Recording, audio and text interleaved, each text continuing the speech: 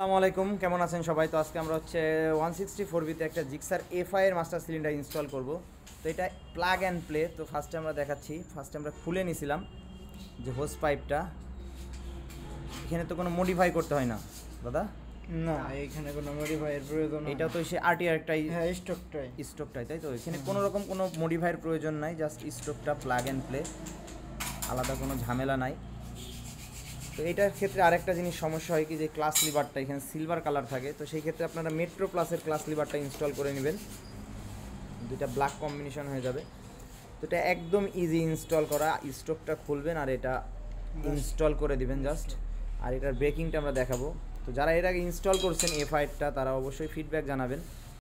তো আমরা অয়েলটা দিয়ে দিছি, হাইড্রোলিক অয়েলটা দিয়ে দিছি, এখন জাস্ট প্রেস করবো, তো অটোমেটিক এই ব্রেকটা উঠবে। তো ব্রেকটা উঠলে আমরা দেখাবো। প্রেস করার পরে এখান থেকে বুদবুদগুলো যে হাওয়াটা আমরা বের করে দিলাম।